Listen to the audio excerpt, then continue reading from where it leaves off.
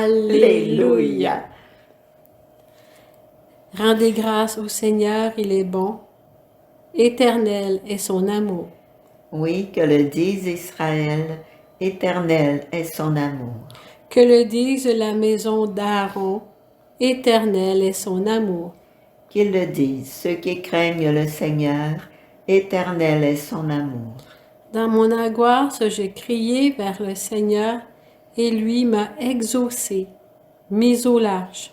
Le Seigneur est pour moi, je ne crains pas. Que pourrait un homme contre moi? Le Seigneur est avec moi pour me défendre, et moi, je braverai mes ennemis. Mieux vaut s'appuyer sur le Seigneur que de compter sur les hommes. Mieux vaut s'appuyer sur le Seigneur que de compter sur les puissants. Toutes les nations m'ont encerclé. Au nom du Seigneur, je les détruis. Elles m'ont cerné, encerclé. Au nom du Seigneur, je les détruis. Elles m'ont cerné comme des guêpes. Ce n'était qu'un feu de ronce. Au nom du Seigneur, je les détruis. On m'a poussé, bousculé pour m'abattre, mais le Seigneur m'a défendu. Ma force et mon chant, c'est le Seigneur. Il est pour moi le salut. Clameur de joie et de victoire sous les tentes des justes. Le bras du Seigneur est fort. Le bras du Seigneur se lève, le bras du Seigneur est fort. Non, je ne mourrai pas, je vivrai pour annoncer les actions du Seigneur. Il m'a frappé, le Seigneur, il m'a frappé, mais sans me livrer à la mort. Ouvrez-moi les portes de justice. J'entrerai, je rendrai grâce au Seigneur. C'est ici la porte du Seigneur, qu'ils entrent les justes. Je te rends grâce car tu m'as exaucé. Tu es pour moi le salut.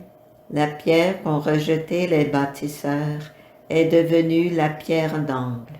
C'est là l'œuvre du Seigneur, la merveille devant nos yeux.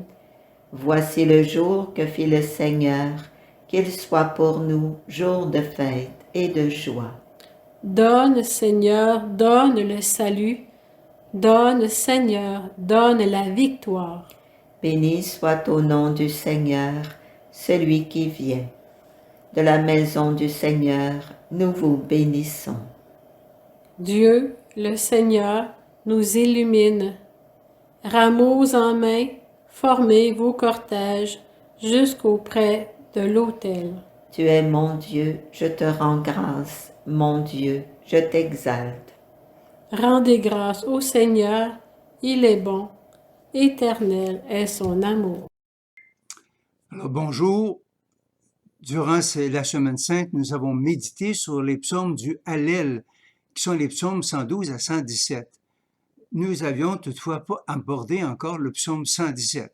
Aujourd'hui, je voudrais vous présenter une première partie de ce psaume 117 qui est la fin du Hallel. Donc, c'est un des psaumes que les Juifs prient au cours du repas pascal et c'est un des psaumes que Jésus lui-même a prié lors de son dernier repas avec ses apôtres avant d'entrer dans la Passion. Quelques mots d'abord sur ce psaume. On dit que ce psaume daterait de l'époque de Néhémie, probablement vers 444, alors que les Juifs sont revenus d'exil de Babylone et qu'ils ont reconstruit le temple de Jérusalem. Et d'ailleurs, il y a des indices dans ce psaume qui nous font penser à cette étape, à cette époque de l'histoire d'Israël. Tout d'abord, si vous remarquez dans le psaume, il est dit « Toutes les nations m'ont encerclé ». Alors, mais Yahvé, au nom de Yahvé, je le détruis. On m'a poussé, bousculé, dit le psalmiste, pour m'abattre, mais Yahvé m'a défendu. Et donc, ça fait référence ici à Nabuchodonosor qui envahit Jérusalem et qui amènera les Juifs en exil à Babylone. Vous avez aussi une autre partie de ce psaume qui nous fait penser à cette époque-là, à savoir « Ouvrez-moi les portes de justice ». Il parle du cortège qui va auprès de l'autel. Et tout de suite, ça nous fait référence au temple de Jérusalem. Et enfin, on parle de la clameur de joie et de victoire sous les tentes des justes. Et l'expression sous les tentes des justes nous amène à penser que ce psaume a été composé à l'occasion de ce qu'on appelle la fête des tentes. Et la fête des tentes, c'était une fête pour signifier la récolte à l'automne, mais aussi c'était un rappel de l'Exode, alors que le peuple juif était dans la marche au désert et qu'il vivait sous la tente. Et d'ailleurs, le mot tente est intéressant que le mot tente vient du mot latin tabernaculum, qui veut dire aussi tabernacle. Et le tabernaculum, c'est quoi? C'est la tente. Alors donc, dans ce psaume 117, nous avons vraiment une référence à cette époque de l'histoire d'Israël. Mais pour nous, maintenant, faisons-en une relecture chrétienne à partir de Jésus. Et Jésus accomplit les psaumes. Il s'implique lui-même dans ce psaume. Et d'ailleurs, je vous renvoie à Matthieu 21, alors que Jésus raconte la parabole des vignerons homicides. Et dans cette parabole, le propriétaire envoie des serviteurs, on les maltraite, on les tue. Voici que le maître décide d'envoyer son fils, disant « Ils vont respecter mon fils ». Mais les vignerons, voyant venir le fils, disent « Tuons-le, et l'héritage, la vigne nous appartiendra, on aura cet héritage. » Et là, Jésus va citer justement le psaume 117. Il dira au grand prêtre, aux Sadducéens, « N'avez-vous jamais lu cette parole dans l'Écriture? La pierre rejetée des bâtisseurs est devenue la pierre d'angle. C'est là l'œuvre du Seigneur, la merveille devant nos yeux. » Et les pharisiens, les grands prêtres, les Sadducéens comprennent bien que Jésus les vise. Et là, on voit très bien que Jésus ne fait pas seulement citer le psaume, mais il s'applique à lui-même ce psaume. Il est, lui, cette pierre rejetée des bâtisseurs et qui deviendra la pierre d'angle. Pierre faisait la même chose quand on lit les textes de Pierre, particulièrement dans les Actes des Apôtres au début. On voit comment Pierre va reprendre les psaumes et les appliquer à Jésus. Exemple, en commentant le psaume 15, Pierre dira ceci, « En effet, c'est de lui que parle David dans le psaume. C'est de Jésus que parle David dans le psaume 15, où il est dit, tu ne laisseras pas ton ami voir la corruption. » Donc, quand on prie un psaume, quand Jésus cite le psaume, eh bien, au fond, c'est de lui qu'il est question dans ce psaume. Et c'est la même chose avec ce psaume 117. Eh bien, nous allons aborder maintenant comment dans notre foi en Jésus-Christ, eh bien, ça nous révèle, ça nous dit quelque chose de Jésus lui-même. Et pour ce faire, je vais d'abord aujourd'hui, dans cette vidéo, aborder 2 points. D'abord, le premier point que j'aborderai, c'est la dimension pascale de ce psaume, la dimension pascale. Oui, il y a bien ce passage, c'est ça la Pâque, le passage de la terre d'Égypte, la terre d'esclavage, à la terre promise. C'est le passage de l'exil à Babylone au retour à Jérusalem. Mais pour nous, avec Jésus, c'est le passage maintenant de la mort à la vie, du péché à la grâce. Et Jésus est celui qui a crié dans l'angoisse, qui a crié vers le Père.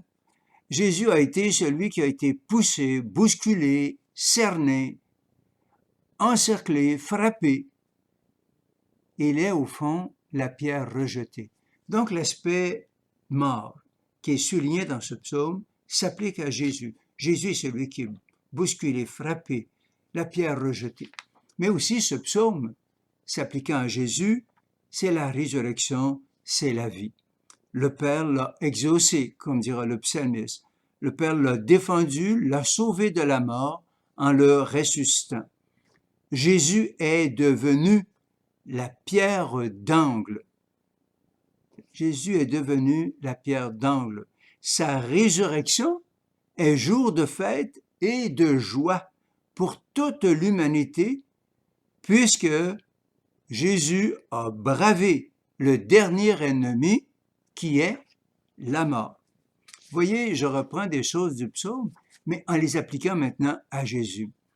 Et ce qui est intéressant en plus, c'est que la liturgie de Pâques que nous vivons dans l'Église, eh bien, elle privilégie ce psaume 117, elle le privilégie. Ainsi, dans la veillée pascale, après la lecture de la lettre de Saint Paul aux Romains, nous avons un extrait du psaume 117. Le dimanche de Pâques aussi, nous avons un extrait de ce psaume. Le deuxième dimanche de Pâques, nous avons encore un extrait de ce psaume 117. Et tous les dimanches de l'année, à tous les dimanches, nous avons le psaume 117, que ce soit à l'office de l'aude, la prière du matin, la liturgie du matin, ou que ce soit à l'office du milieu du jour. Mais à tous les dimanches, nous avons ce psaume 117. Et c'est très significatif parce que chaque dimanche, c'est la Pâque hebdomadaire. Chaque dimanche est un rappel dans l'Église. Nous vivons, au fond, la Pâque du Seigneur, sa résurrection. C'est la Pâque hebdomadaire. Et d'ailleurs, avant la prière eucharistique, dans la prière eucharistique plutôt, avant l'épiclèse, avant la prière sur les offrandes, eh bien, il est dit ceci: c'est pourquoi nous voici rassemblés devant toi et dans la communion de toute l'Église, en ce premier jour de la semaine, nous célébrons le jour où le Christ est ressuscité d'entre les morts. Le dimanche, nous rappelons la résurrection de Jésus et chaque dimanche, nous avons ce psaume 117. Vous voyez, ce psaume 117 est éminemment un psaume pascal, le passage de la mort à la vie. Voilà. Un deuxième aspect que je voudrais maintenant mentionner, c'est la dimension eucharistique qu'il y a dans ce psaume, une dimension eucharistique. Le psalmiste, c'est bien entendu, ne pense pas à l'Eucharistie telle qu'elle, comme nous le concevons maintenant, à la suite de Jésus. C'est Jésus, lui, qui instituera l'Eucharistie le soir de sa passion. Mais ce psaume contient en germe le mystère eucharistique. Une relecture chrétienne nous amène à déceler l'Eucharistie au cœur de ce psaume. Et c'est cela que je voudrais faire découvrir, cette dimension eucharistique de ce psaume. Vous avez l'expression « rendre grâce » qui revient plusieurs fois dans ce psaume. Et ça nous rappelle au fond le sens du mot Eucharistie qui, lui, veut dire action de grâce. De plus, dans ce psaume, on parle de l'autel. Alors, on fait référence à l'autel, qui était l'autel dans le temple où on faisait des sacrifices. Mais pour nous maintenant, l'autel, c'est le lieu où nous célébrons l'Eucharistie, où Jésus s'offre lui-même en sacrifice. D'ailleurs, dans la préface, dans une préface, il est dit que Jésus est lui-même l'autel, le prêtre et la victime. Enfin, un autre aspect dans le psaume qui nous renvoie à l'Eucharistie, qui nous amène à réaliser qu'il s'agit en germe de l'Eucharistie, c'est que nous avons incorporé à l'intérieur de la célébration eucharistique le verset 26 de ce psaume, où il est dit « Béni soit au nom du Seigneur celui qui vient ». Et que disons-nous au Sanctus, à la messe? Eh bien, nous disons « Hosanna au plus haut des cieux, béni soit celui qui vient au nom du Seigneur, Hosanna ». Et d'ailleurs, ce mot « Hosanna » a le sens de « sauve donc ». C'est comme un « hurrah » triomphal, c'est comme une acclamation. Et d'ailleurs, on la retrouvera dans l'évangile de Saint Matthieu au chapitre 21, quand Jésus rentre à Jérusalem, les enfants vont crier « Hosanna ». C'est comme, au fond, le vivat. En Israël, comme on pourrait dire « Vive le roi, vive le pape ». Je voudrais terminer en vous partageant une réflexion et une prière que j'ai faite dans ma Lectio Divina en lien avec ce dernier aspect, l'Eucharistie. Je rendrai grâce au Seigneur, je te rends grâce. Rendez grâce au Seigneur. 4 fois l'expression revient dans ce psaume. Ceci me renvoie à Jésus qui, dit lui-même « Je te rends grâce ». Nous retrouvons cela sur les lèvres de Jésus, lorsqu'il multiplie les pains ou lorsqu'il va instituer l'Eucharistie. L'Évangile nous dit que prenant les 5 pains et les 2 poissons, levant les yeux vers le ciel, Jésus rendit grâce. C'est comme si, sans le savoir, sous la motion de l'Esprit Saint, le psalmiste nous fait entrer dans le mystère de l'Eucharistie, dont le mot signifie justement « action de grâce ». Pour les Juifs, l'action de grâce lors de la fête de Pâques commémore la sortie d'Égypte, le passage de l'esclavage à la liberté, de l'exil à Babylone au retour à Jérusalem. Ô Jésus, tu donnes maintenant un sens nouveau et permanent. C'est l'action de grâce parce que tu nous fais passer du péché à la grâce, de la mort à la vie. Chaque Eucharistie nous redit le don de toi-même au Père et à l'humanité pour nous donner le salut. Tu actualises sacramentellement ton éternel amour pour nous. Alors, comment ne pas te rendre grâce? Oui, à chaque Eucharistie, reconnaître que tu es bon, que ton amour est éternel. Hélas, cela ne fait que m'effleurer. Nous réduisons l'Eucharistie à une célébration. Même si elle est bien faite, elle est infiniment plus. C'est ton éternel amour que tu manifestes au monde, ton corps livré, ton sang versé. Je réalise de plus en plus que ce n'est pas tout de recevoir l'Eucharistie, de te rendre grâce, mais il importe que je sois, que nous soyons Eucharistie, que nous soyons nous-mêmes action de grâce. D'ailleurs, l'apôtre Paul nous le rappelle, en toutes circonstances, faites monter vers Dieu votre action de grâce. Pourquoi? Parce que ton amour est fidèle. Parce que tu ne nous feras jamais défaut. Être action de grâce, être Eucharistie, avec toi, ô Jésus, reconnaître la bonté infinie de notre Père du ciel qui sait nous donner combien plus de bonnes choses, même à travers les croix. Il y a une hymne qui disait, qui se termine « Viens faire l'homme Eucharistie ». Et Marthe priait, ô Marie, demandez à Jésus d'habiter en moi toujours avec le Père et l'Esprit. Faites de moi une âme eucharistique. Et l'Eucharistie, célébrée jour après jour, aujourd'hui et jusqu'à la fin des temps, proclame ta fidélité. Ton amour est fidèle, Seigneur. Et tu te livres et tu te donnes à moi, à nous, pour que nous devenions toi, pour devenir celui que nous recevons.